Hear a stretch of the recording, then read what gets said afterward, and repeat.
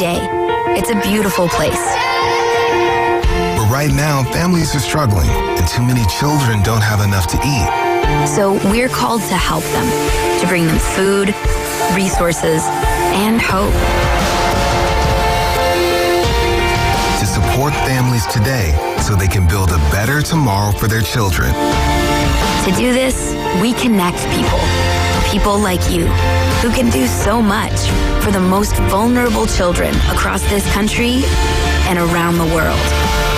If we work together and seize this moment, we won't have to just imagine that beautiful place. We can create a world where no child goes to bed hungry. Thank you! FeedTheChildren.org. WGSX Lynn Haven, WTOT, W271DM Mariana, WVLQ Port St. Joe, ESPN Northwest Florida. Are you ready? Okay, let's begin. Trip. The Afternoon Underdog Trip. Live and local. Inside the Talk House. Unleash the dragon. I'm the Sports Talk Monster. ESPN Northwest Florida. Keep making noise! Keep making noise! Yeah! What's going on, Northwest Florida? You are now riding with the Afternoon Underdogs, and you're tuned in to ESPN Northwest Florida 104.3 here in Panama City, 101.9 in Port St. Joe. Now streaming in 3 different locations. We've got Facebook, we're back on YouTube, and the X Machine, Twitter.com. You can head over there, you can like and share, or no, you cannot. You can do that at Facebook. Go over to Facebook, you can like and share the Facebook feed today, and you can comment along with us. If I see your comments, I will read those out.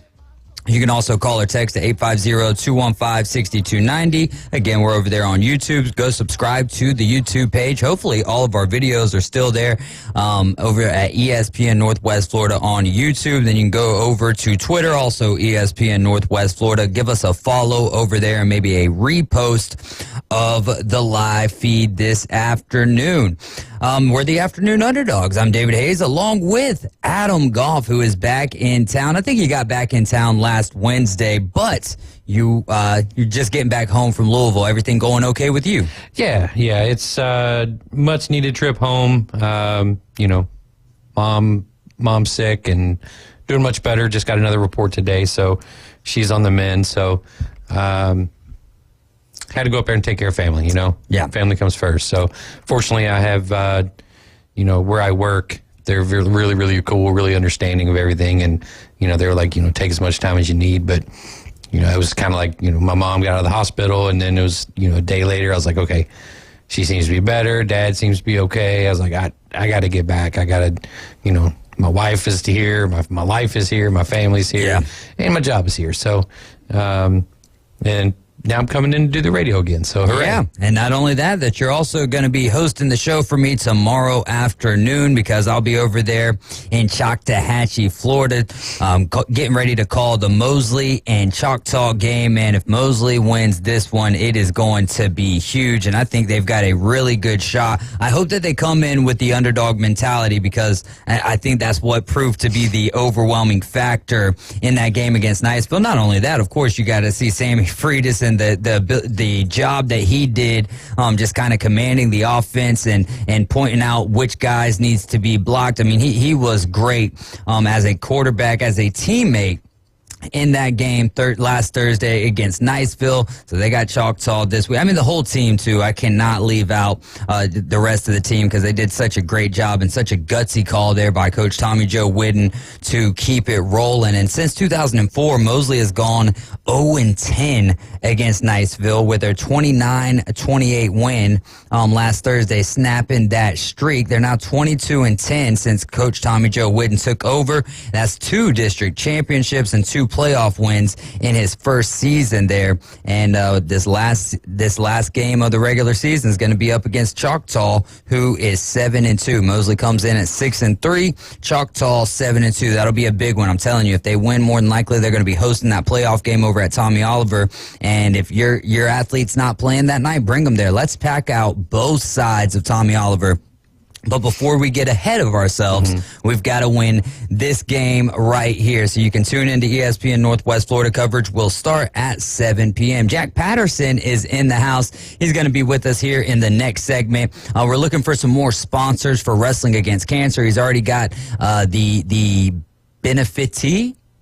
The person, all right, so Wrestling Against Cancer, he puts this show on, and all of the proceeds, all of the benefits go towards the beneficiary. The beneficiary. There you go. Thank you for my English lesson of the day. So the beneficiary, he's already got that picked out. I think he's got the location picked out. So we're just looking for some more sponsors, and everything is going to go to help the young man who he's got picked, and we'll find out who that is here in the next segment. And also, I think he's got a match that hasn't happened in the last 20 years. So we'll find out more from Jack. We'll find out what he thinks about the college football playoff, how his Seminoles are doing. Of course, we're going to get AG's thoughts on all of that as well. At 4:40, we'll play a little trivia, and you can call in at 850-215-6290. We'll put you on the line. If you get it right, you're going to be winning $25 to not the, but that boot store. We'll throw in some $25 gift cards to Bar Burritos, gift certificates rather, and a 12-pack of Buffalo Rock. Hour number 2, J.C. Shelton will join us. We'll talk a little Georgia Bulldogs football as he is the host of UGA Football Live. 5:20, me and Adam will go over some overreactions from the NFL, specifically get his thoughts on one of his favorite players of all time, since he coined that on me earlier with Will Levis. You didn't necessarily say my favorite player or one of my favorite football players of all time, but my boy Will Levis. And then at 5:40, Adam will be on the line with Coach Andy Siegel as they talk a little high school football. And if you want to join me at church tonight, I'll be over there Most Excellent Way at First Baptist Church. So y'all come on down. If you're dealing with anything, man, some great meetings. Brother Rick McClung does a phenomenal job of getting the word out there. So, yeah, and if you need any information on that, you can text me at 850-215-6290. College football playoff did drop last night. AG, do you have any issues with the committee's top 4?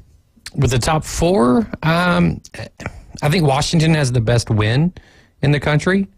I don't think the Pac-12 got enough credit. I understand why, seeing USC kind of, fall on its head, Oregon State kind of trailing off here toward the end of the season.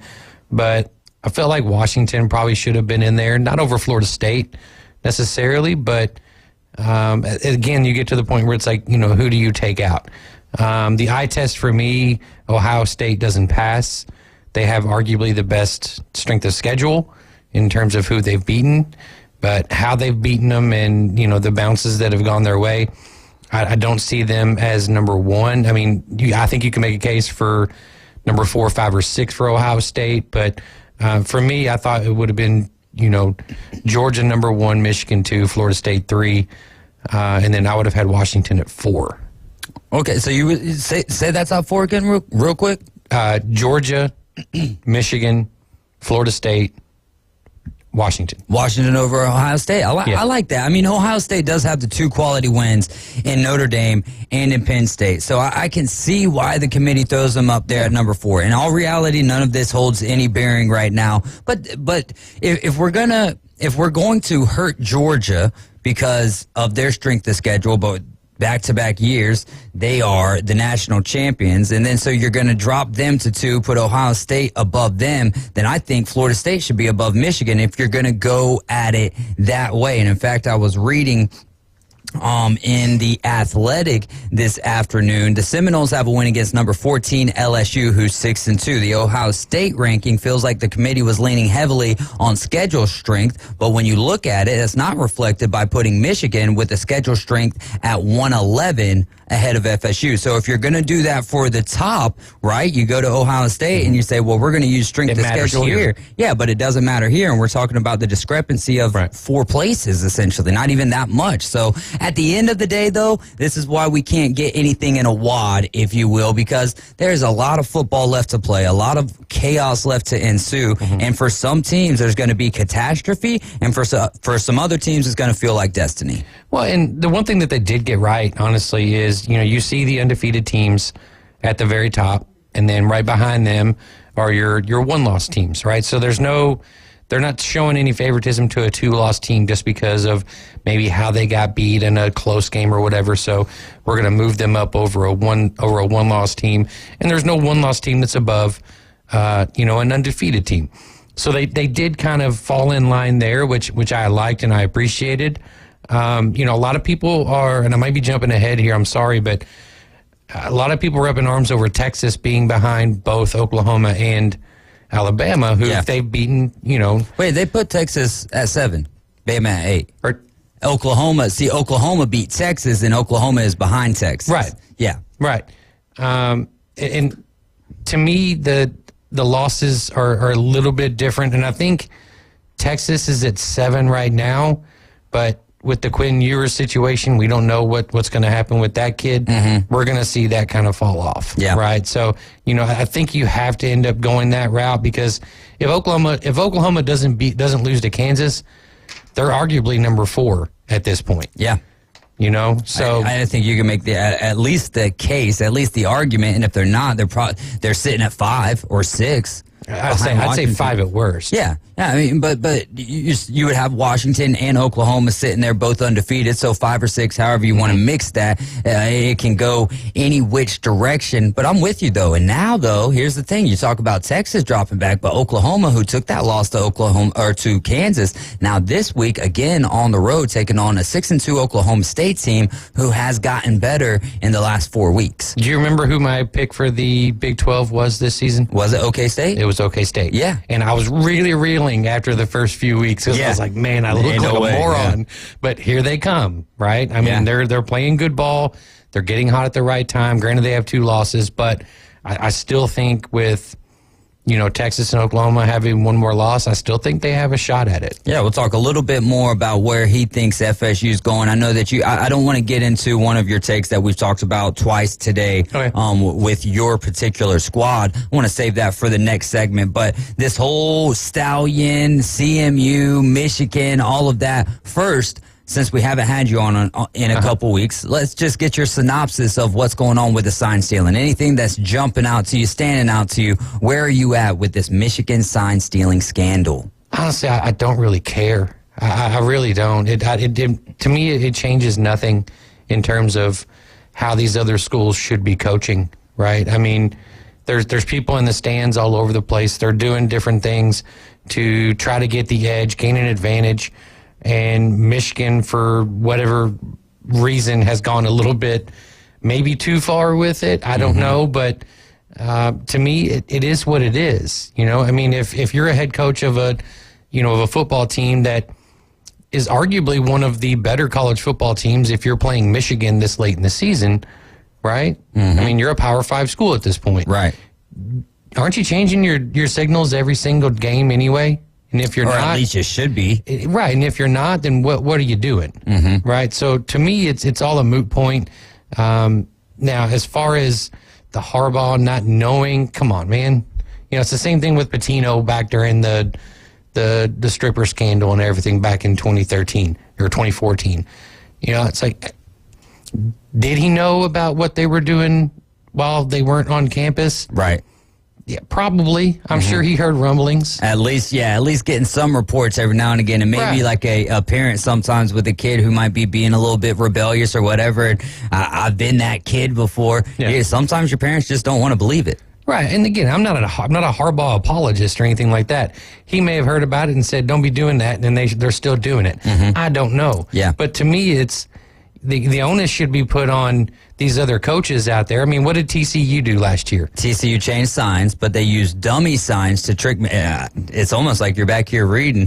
They used dummy signs to trick Michigan in that Fiesta Bowl, and the scheme was so well known among coaches. Some told TCU about it, calling it the most elaborate signal stealing in the history of the world. That is according to Yahoo Sports' very own Ross Dellinger. Well, and, I've heard people liken it to the whole Houston Astros thing and all that stuff. At the end of the day, Houston was a really, really good baseball team at that point. Right. I don't think they were going to lose the World Series that season. Did they gain an advantage? Yeah, probably. Did it look bad? Were there bad optics? Absolutely. And it's the same situation here. Yeah. Like, we like to make fun of Drew's Houston Astros and call them the Trash Stros and all that stuff. But the Wolverines, like, they're doing something that they feel is maybe on the edge of what's legal, illegal. I mean, I don't know the minutia of the rule books in the NCAA, but at the end of the day, you just got to beat them. Yeah. That's your job. You do got to beat them in the same way, with, I like the point that you brought up. I mean, it could be a little different just because it's instant with the banging on the garbage cans and stuff like that, but it wasn't happening on the road, or at least we haven't been told that it was happening on the road. So there is that. Not every single game that you play is at the house, and teams, but here's the other thing, and I brought it up with you as well. If they're sitting there and they're, like you brought up a good term, a good, not necessarily illustration, but if they're giving them a little leash. So basically Michigan comes into the game where they're not utilizing the signal stealing at that point, and then all of a sudden, okay, we're falling behind. Let's get into it. Let's let's employ what we know at this point. So that's different. It is easy to say, well, if you feel like they're stealing your signs, like what I've been saying this whole entire time, change your signs. Here's your sign, as Jeff Foxworthy would say.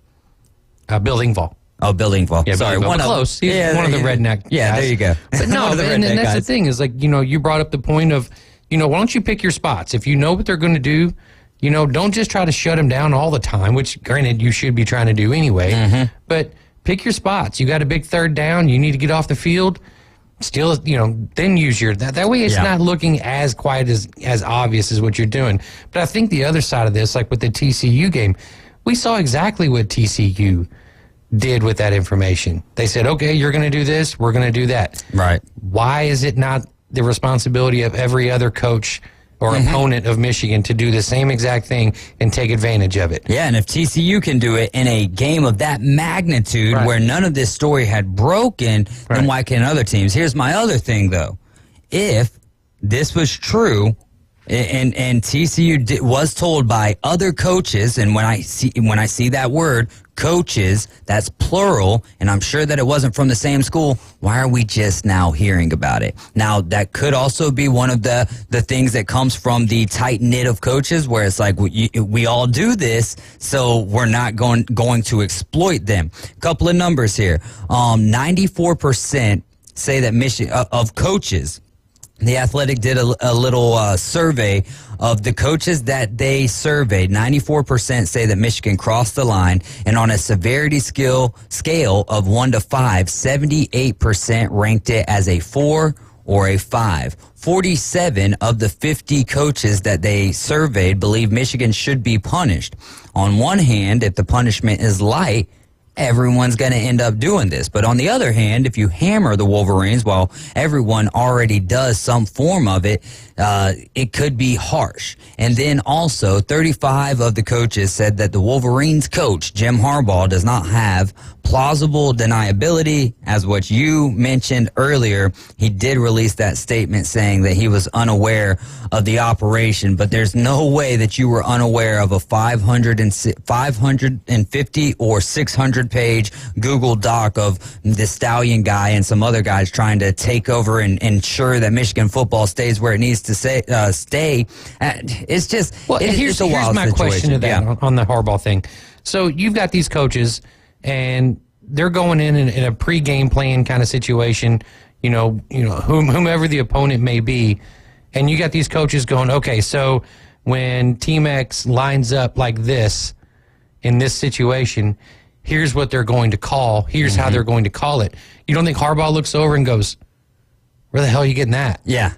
Right? Where did that come from? Are you pulling that out of your rear, or what's going on here? Right. Come on. Like, we all know he knows about it. Yeah. But at the end of the day, stop it. And here's the other thing, though. What does this tie back to?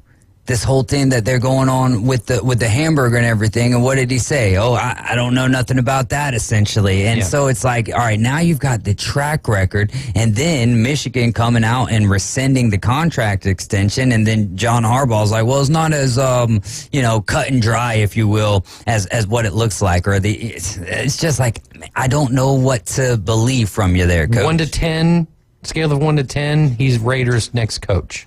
Oh. It's a match made in heaven for him. Let's go with I'll go with a 7, because I have no idea what the Raiders are going to do. They hiring Josh McDaniels was like, guys, y'all played against him. Yeah. Y'all played against him as a head coach in Denver. Yeah. So what do you think's going to change now? You think you getting Jimmy Garoppolo is going to change things for you? Right. Just because they had a little run-in together essentially over there in New England?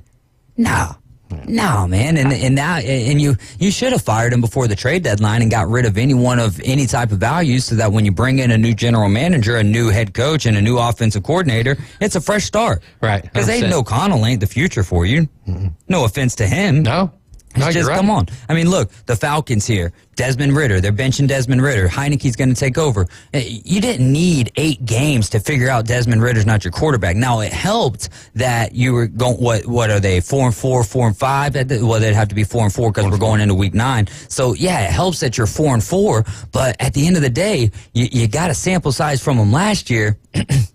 Taylor Heineke is at least fun to watch. So, I don't know, man. I think that they waited a little bit long on that. And over there at Iowa, Kirk Ferentz spoke to the media for the first time since it was announced that Brian Ferentz will not return as Iowa's OC next season. Now, for what it's worth, all of the other teams in the Big Ten West, if they had the stipulation where they had to score 25 points per game, all of the offensive coordinators would be fired. Oh, 100%. So, yeah. But, I mean, don't get me wrong. I love Jeff Brom. Yeah. But Purdue went to the Big Ten championship game last year. Yeah. There's a reason for that. There's a reason for that. Right? I would say the Big Ten is the conference that needs to get rid of divisions the most. Especially with USC and UCLA coming in. Which they are. They are getting rid of divisions, and it's going to be interesting, man. We talk about this 14 college football playoff. Next year at 12 is going to be absolutely wild. You guys are riding with the Afternoon Underdogs. This is ESPN Northwest Florida. We are going to take a quick time out. When we return, we're going to be talking with Jack Patterson about wrestling against cancer. ESPN Northwest Florida has the real local fishing report. Hi, this is Tim from Bay Breeze Bait and Tackle. Join me every Friday at 4:20 during the Afternoon Underdogs. It's accurate, detailed content from local anglers, plus fishing updates on Saturday and Sunday morning right when you hit the water. Advice and stories from local anglers. Tune into the Bay Breeze Bait and Tackle Fishing Report, exclusively on ESPN Northwest Florida. Good afternoon. This is Joanna on ESPN Northwest Florida with Wednesday's weather forecast. Sunny the rest of the day with temps near 61 and a wind between 15 to 20 miles per hour. Clear skies tonight, a brisk wind out of the east-northeast and a temperature 43. About the same tomorrow, around 66 with sunshine and a wind out of the east-northeast at 11 miles per hour. Hot with a high around 71 and sunny Friday. This forecast is sponsored by Mid-South Lumber, the best little lumber yard in Panama City. Thank you for listening to ESPN Northwest Florida. Rely on it. Barbaritos lets you say yes to fresh. If you don't know what to eat or where to get it, well, fret no more. Barbaritos is here to help with its healthy menu, offering 7 meals with less than 500 calories. Barbaritos has lots of healthy options made with farm fresh food. Your health and your family's health matters to us. Come eat healthy at Barbaritos, 23rd Street in the Stanford Station Shopping Center near Academy Sports. Barbaritos, food, community, people. Here at Panama City Toyota, we're feeling really lucky. We get to bring you the #1 selling car brand in the world, backed by a free lifetime warranty. We make it super easy to shop for your next vehicle online. And if you're an in-person kind of person, we've created a warm, welcoming dealership experience. Right here in this beautiful community, we're proud to call home. Thanks for choosing Panama City Toyota, where we'll always bring our best to every relationship. Often imitated, never duplicated. The official sports station of the Panhandle. Now back to the Afternoon Underdogs. 104.3 ESPN Northwest Florida.